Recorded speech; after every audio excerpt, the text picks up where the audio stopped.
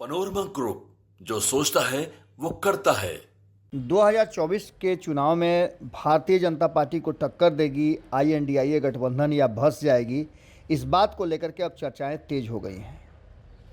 जब आईएनडीआईए गठबंधन की दिल्ली में बैठक हुई और उस बैठक के बाद जो बातें सामने निकल करके आ रही है वो बहुत कुछ कहानी कह रही है। आपको बता दें कि इससे पहले दावा किया जा रहा था कि नीतीश कुमार इस गठबंधन के मुखिया बनाए जाएंगे और उन्हीं के नेतृत्व में चुनाव लड़ा जाएगा, लेकिन इस सस्पेंस पर से पूरी तरह से पर्दा उठ गया है और मल्लिकार्जुन खड़गे का नाम आगे करके इस बात को भी इशारों में कह दिया गया है कि अगर ज़रूरत महसूस हुई और आईएनडीआईए गठबंधन सत्ता के करीब पहुंचता है तो मल्लिकार्जुन खड़गे प्रधानमंत्री के उम्मीदवार होंगे।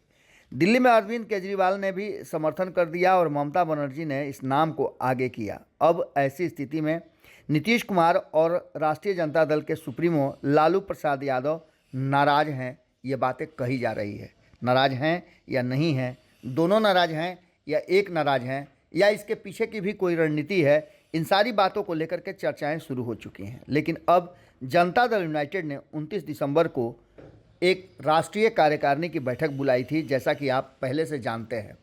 लेकिन अब उसमें एक और नया मोड़ आ गया है। एक ही दिन नीतीश कुमार ने दो बैठक बुलाई है।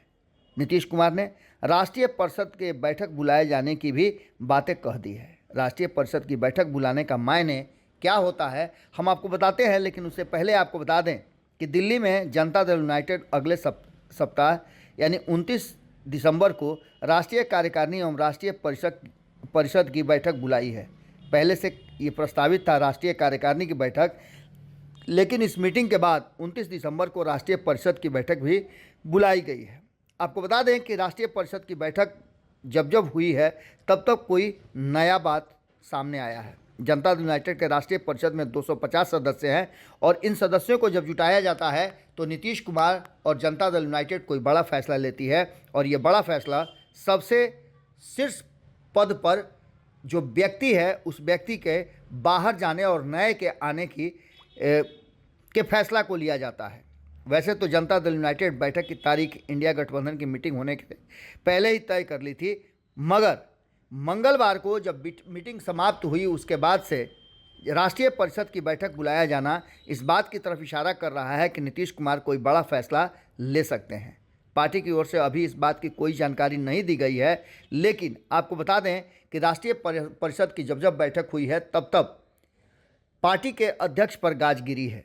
चाहे वो शरद यादव की बात कर ले, चाहे आप नीतीश कुमार खुद ही उस पद से हट जाएं, चाहे आरसीपी सिंह को हटाने की बात हो और ललन सिंह को लाने की बात हो। अब जबकि राष्ट्रीय परिषद की बैठक बुलाई गई है, उसके बाद राष्ट्रीय कार्यकारिणी की मीटिंग ली जाएगी। आपको बता दें कि इसमें नीतीश कुमार को देश भर के विपक्षी दलों को एकजुट करने के लिए जो काम मिला था उसे तो उन्होंने बाखूबी किया, लेकिन उसके बाद नीतीश कुमार को जैसे ही हाशिए पर रखा गया उसके बाद से ये चर्चाएं शुरू हो गई थी कि ये मीटिंग जो चौथी मीटिंग है ये हो सकता है नीतीश कुमार के लिए अंतिम मीटिंग हो।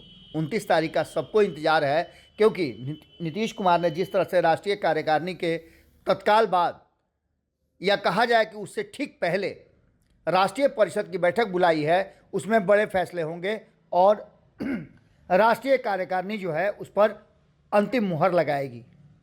क्या होता है ये तो देखना दिलचस्प होगा, लेकिन नीतीश कुमार दिल्ली से कई बैठक करके लौटे हैं और लौटने के बाद भी नीतीश कुमार अभी तक चुप्पी साधे हुए हैं, मीडिया से बिल्कुल दूर रह रहे हैं। और उन्हें मीडिया से दूर रहने का मतलब होता है कि नीतीश कुमार की चुप्पी कोई बड़ा फैसला लेती आ रही है। अब तक उनके राजनीतिक इतिहास में यही देखा गया है कि जब नीतीश कुमार चुप हुए हैं और इस तरह की बैठकें बुलाए हैं तो निश्चित रूप से कोई बड़ा फैसला हुआ है। क्या होगा ये तो 29 तारीख को पता चलेगा, इंतजार कीजिए। हम भी भीतर खाने से निकलने वाली हर खबर आप तक पहुंचाने के लिए प्रयासरत हैं।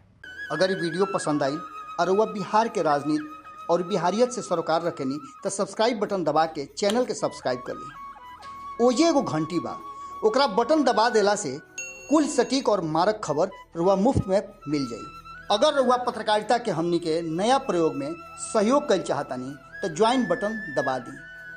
पेटीएम नंबर नोट कर ली 9386816700। धन्यवाद।